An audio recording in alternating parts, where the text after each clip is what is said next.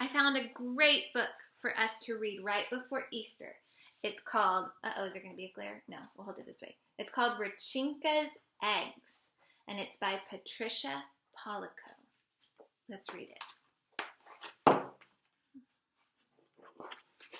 Rechenka's Eggs, written and illustrated by Patricia Polacco.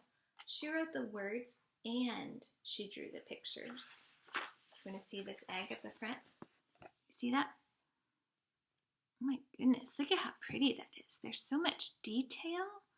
There's pink flowers and green dots and yellow dots. And you see those blue dots? What shape do those blue dots make? It's a diamond shape. I love those pink flowers. I love how they're black in the middle. All right, here we go. Babushka lived alone. This is the picture here. I'm going to hold it so that I can read it. So now you've seen the pictures. Here we go. Are you ready? Babushka lived alone in a dacha, a little house in the country, but she was known far and wide for the fine eggs that she lovingly painted. Her eggs were so beautiful that she always won first prize at the Easter festival in Moscow. Moscow is in Russia. Each day, Babushka would take the shell of an egg from her basket and paint it in wonderful designs, using the shapes of stars and flowers, triangles and circles. Through the long, cold winter, Babushka painted. Look at Babushka. Is Babushka a young lady or an old lady? Yeah, she's an old lady. How do you know that she's an old lady? You see the lines on her face, the wrinkles. And she's having to use her glasses to be able to see. But look at those beautiful eggs. You see how every single one of them is different? That's amazing. Then one day after a snowstorm, Babushka went outside. She could still hear the faint sound of falling snow. It was a sound like soft rain. Herds of caribou came to feed at Babushka's because the grasses they usually ate were covered with snow. A miracle, she whispered as she fed some. These wild things have found their way to me. There's Babushka out in the snow. Look at those caribou. Caribou must be like deer or elk. I wonder what she's feeding them.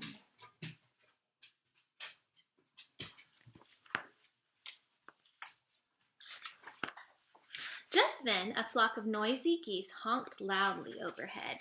As they glided over the snow, one of them faltered and fell from the sky.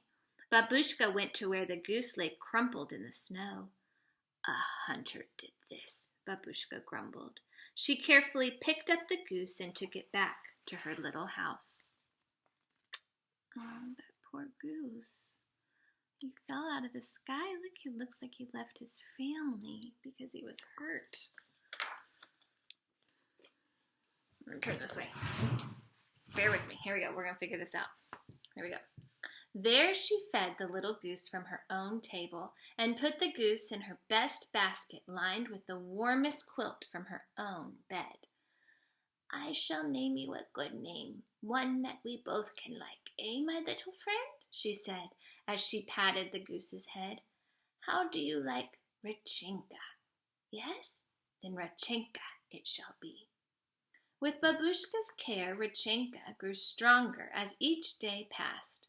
To repay her kindness, Rechenka laid an egg for breakfast every morning.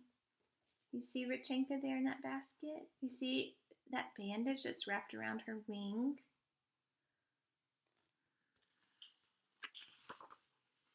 As Rechenka got better, She waddled around the little house, exploring every crook, nook, cupboard, and corner. One day she jumped on top of Babushka's work table, overturning the jars of bright-colored paint that she used to color her eggs. "Niet!" Babushka screamed as she chased the goose with a broom. "No!" The frightened goose flapped her wings to get away and knocked over the basket of eggs that Babushka had so lovingly painted. The eggs crashed onto the floor and shattered into millions of pieces. They were both very sad. There was no reason now for Babushka to go to the festival. All that hard work just smashed on the floor. I wonder if any of your hard work has ever been ruined.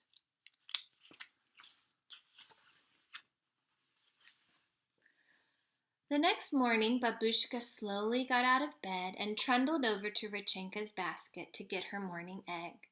But when she reached into the middle of the quilt, she picked out the most brilliantly colored egg that she had ever seen. "A miracle," Babushka whispered. "A miracle." Look at that egg that she found. It's beautiful. She didn't paint that egg.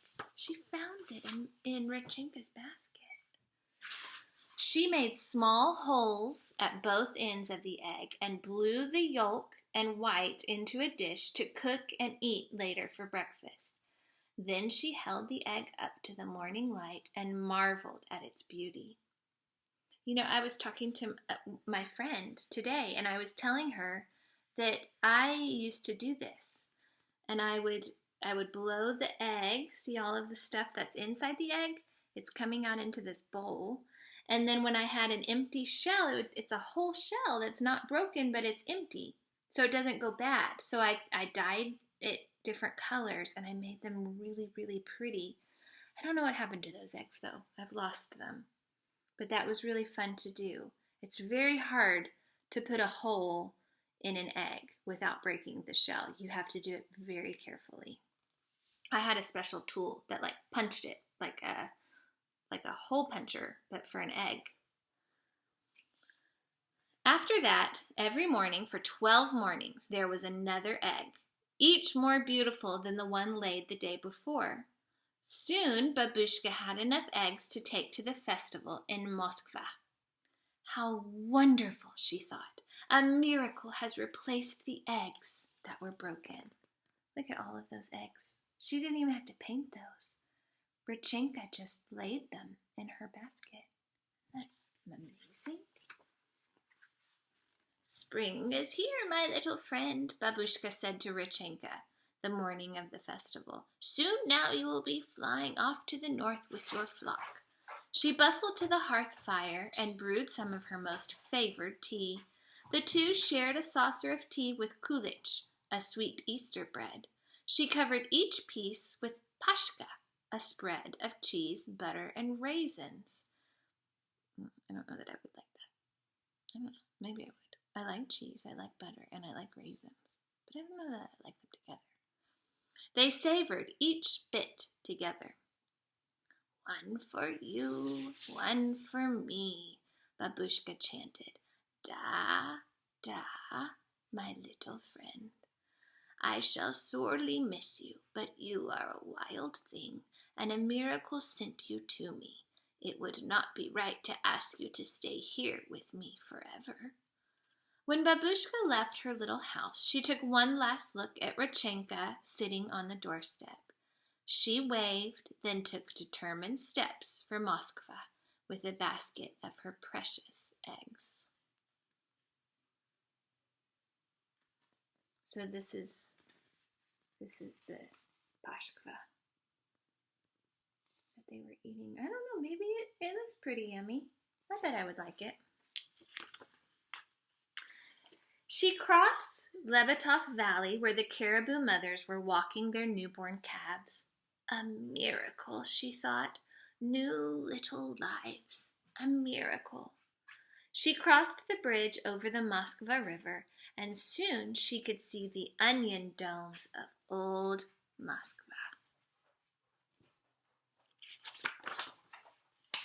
The festival was bright and exciting. There were goat carts selling kulich, processions, dancers, jugglers, and laughing children playing and running. Babushka showed her old friends the eggs. Her eggs are the most beautiful in all Russia, they thought. Look at this beautiful city of Moscow. My goodness, have you ever seen buildings that are so colorful? And there's Babushka. See, she's showing her old friends her eggs. It's the most beautiful in all of Russia.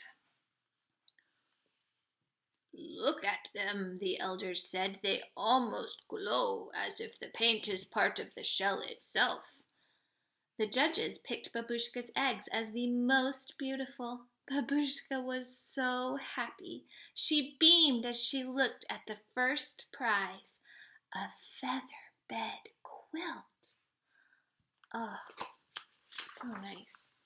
As Babushka made her way homeward, a honking flock of geese flew overhead. You see them? There. Look at that one that's kind of dragging behind.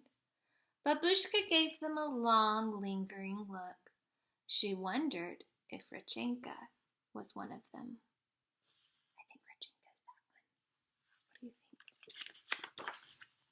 When Babushka arrived at her home that evening, Rechenka was gone. Alone, she put the new quilt on her little bed. She brewed a cup of tea, ate the last of the kulich and pashka, got into bed with her favorite book of poems, and drifted off to sleep. She hadn't noticed Rechenka's basket. Look at the new blanket on her bed. That's what she won at the festival. And then look here. Look at Rechenka's basket. What do you see? Do you see something in there?